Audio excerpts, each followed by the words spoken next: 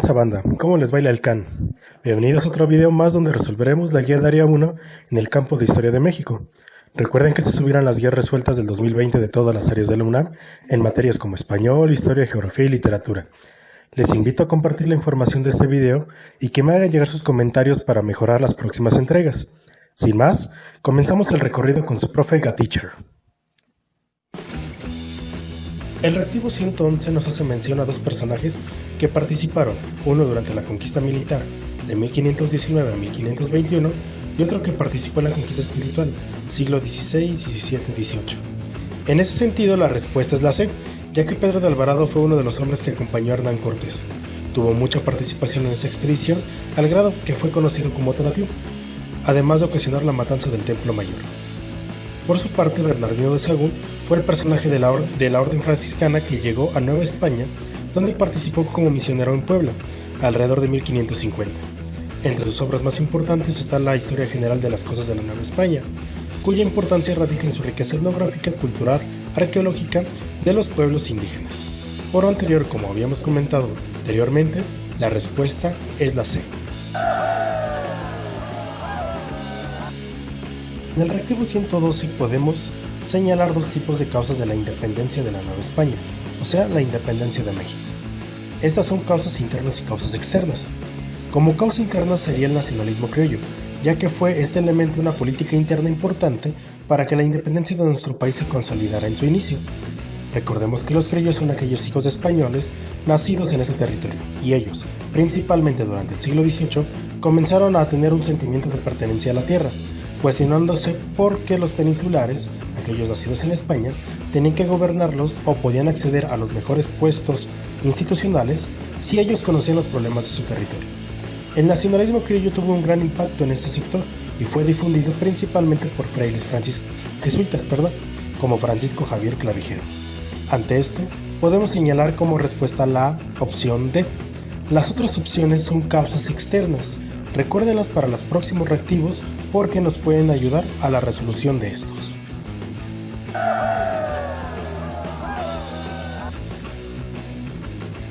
En el reactivo 113 principalmente destaca la parte del banco de avío. Digamos que ese es el objetivo o ese es el concepto a identificar principalmente. El Banco de Avío fue una institución creada en 1839 por Lucas Alamán, siendo presidente Anastasio Bustamante. De manera general podemos decir que esto ocurrió durante el periodo donde Santa Anna prácticamente controlaba la política mexicana. Con base en lo anterior, su objetivo principal fue el apoyo a la industria, en un principio a la industria minera. Por lo anterior podemos señalar que la respuesta es la opción A.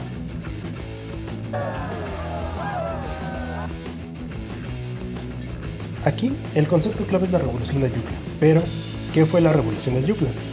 Fue un movimiento armado de 1854 a 1855 de tendencia liberal, encabezado por Juan Álvarez e Ignacio Comonfort. La idea era quitar el gobierno de Antonio López de Santa Anna. En ese sentido, la respuesta es la D, ya que la opción A y C son similares políticamente hablando, y la D no tiene una relación con esta etapa en específico.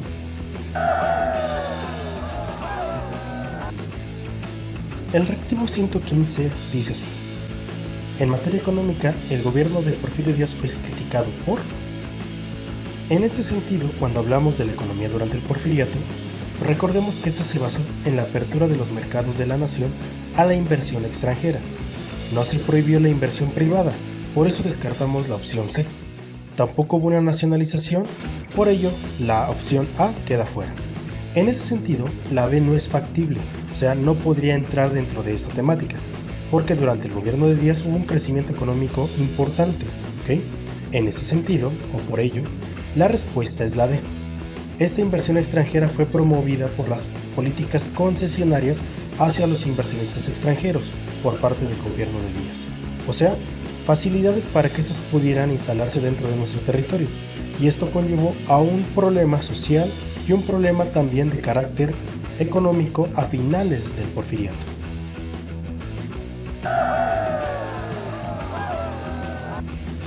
El reactivo 116 es un reactivo un poco difícil de explicar. Podemos señalar de antemano que la respuesta es la opción A, pero la pregunta sería por qué es esta opción. En sí, el proyecto constitucionalista de 1917, llevado a cabo por Venustiano Carranza e impulsado por la Convención de Querétaro en 1916, se puede plantear como una amalgama, entre comillas, de propuestas económicas tanto de vencedores, grupos como el carrancista, obregonistas, etc., como vencidos, por ejemplo, los grupos zapatistas.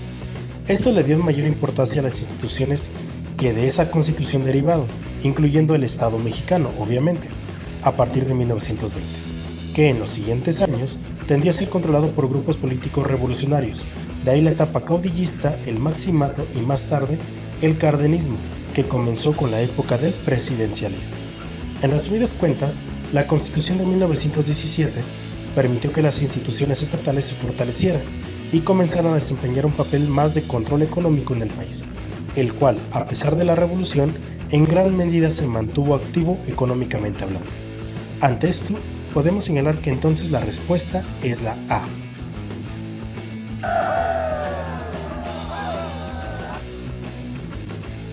El reactivo 117 es una pregunta muy bonita y la verdad muy fácil. Los que ya han hecho los exámenes de la UNAM sabrán que este es un clásico que preguntan en el examen, ¿ok?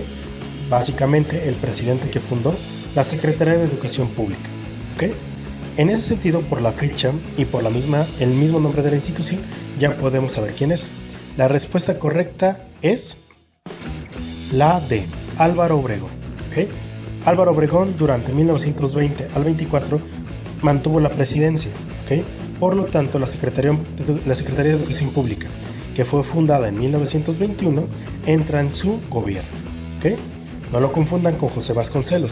José Vasconcelos fue el primero en dirigir la Secretaría de Educación Pública, pero no era presidente.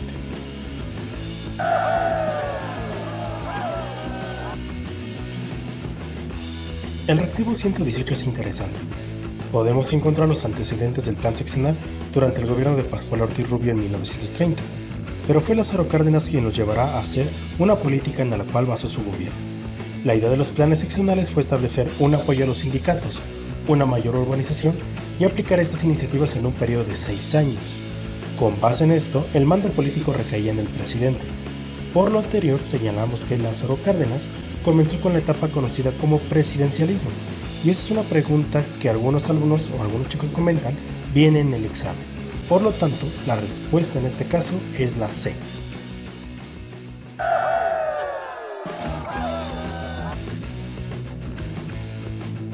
Para comenzar, ubicamos el periodo de Manuel Ávila Camacho entre 1940 y 1946.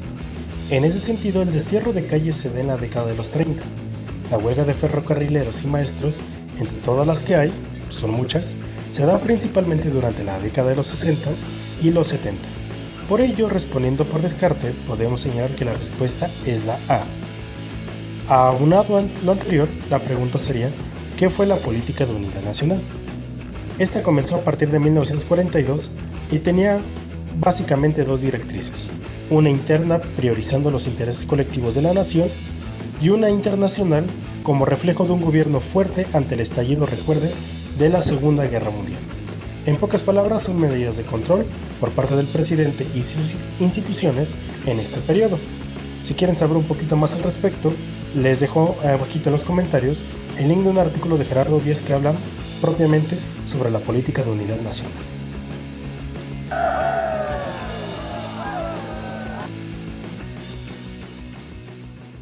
Para terminar, ya tenemos el reactivo 120. Básicamente este reactivo nos habla sobre el Tratado de Libre Comercio de entre Estados Unidos, Canadá y México, firmado en 1994.